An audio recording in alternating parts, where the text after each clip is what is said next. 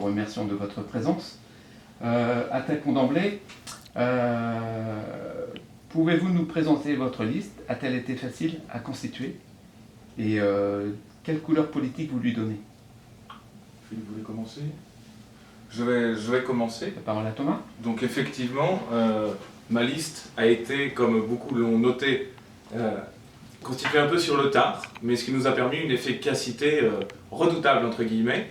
Nous avons eu le temps donc de déposer une liste cohérente, une liste, je trouve, qui est vraiment intéressante si on la regarde de plus près, car c'est une liste qui va de 18 à plus de 85 ans, donc c'est une liste qui englobe vraiment un grand écart d'âge et des personnes de toutes les tranches d'âge. Donc finalement, cette liste, elle a été difficile à constituer, mais finalement, pas tant que ça, j'ai envie de dire, étant donné les délais dans lesquels on l'a constituée, donc je suis très très fier de cette liste.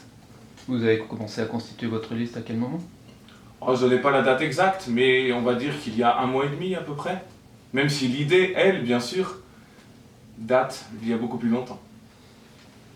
Est-ce que votre liste tient compte des 3 communes? La liste, effectivement, n'a pas été calculée en fonction des 3 communes. Ça, c'est important. Je n'ai pas choisi les personnes en fonction de la zone. Par contre, oui, il y a des gens de l'ancienne commune de Saint-Fort, de l'ancienne commune d'Azé et de Château-Gontier et de Bazouges. Merci Thomas Richoux. Alors nous concernant l'équipe, elle s'est constituée en quelque sorte sur les anciennes équipes municipales, puisque vous le savez, donc, dans le cadre de la commune nouvelle, on a été amené à siéger à 72 durant donc, la dernière année de la mandature. Donc sur l'ensemble des élus sortants, un certain nombre n'ont pas souhaité se représenter.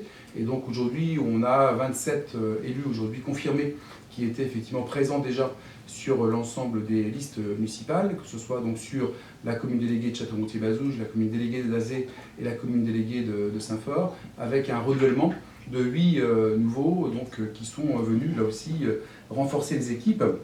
Dans sa composition, nous avons souhaité effectivement avoir une réelle représentation géographique, ce qui avait été d'ailleurs engagé dans la charte qui avait été signée par nos 3 communes, pour faire en sorte que à la fois les communes déléguées d'Azé et celles de Saint-Fort soient suffisamment représentées. Donc on a donc 20 personnes qui représentent la commune déléguée de Château-Gontier-Bazouges, 10 d'Azé et 5 de Saint-Fort, donc qui fait que nos 2 communes déléguées qui sont venues s'associer à celles de Château-Gontier sont représentées au nombre de 15 personnes, et qui aussi incarne à la fois une représentation intergénérationnelle et qui incarne aussi des sensibilités générationnelles, qui fait qu'aujourd'hui on a un panel qui va aujourd'hui entre, je crois c'est 27 à 69 ans. Donc on a effectivement un panel qui fait qu'on est certain en quelque sorte que ceux qui se sont engagés effectivement siègent durant l'intégralité du mandat. Et ça c'est pour nous aussi un point important, parce que l'équipe et la vie municipale doit fonctionner aujourd'hui avec des élus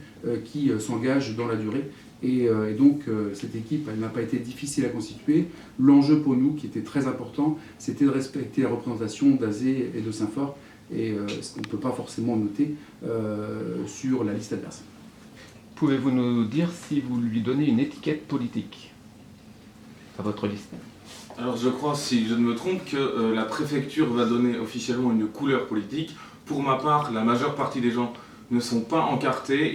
Moi je suis sans étiquette, je n'ai jamais été dans un parti, donc pour moi c'est une liste de centres divers, mais on peut dire peut-être centre-gauche si Philippe conçoit qu'il est de centre-droit, mais depuis 20 ans, effectivement, dans le journal, c'est ce qui est noté, donc on pourrait éventuellement dire cela.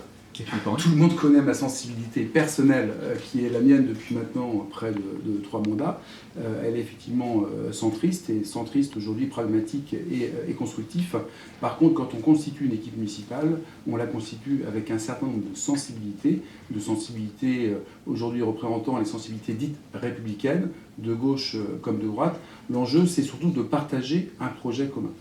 Peu importe effectivement si on est un peu plus de sensibilité de gauche ou de sensibilité de droite, c'est de partager un projet. Et donc on peut effectivement aussi se dire qu'on a eu le temps, durant cette fin de mandature, de travailler sur un projet avec une équipe, puisque quasiment dès le mois de septembre, l'équipe a été réunie pour travailler sur son projet, et qui fait qu'aujourd'hui on est solide là aussi collectivement par rapport au projet que nous portons aujourd'hui.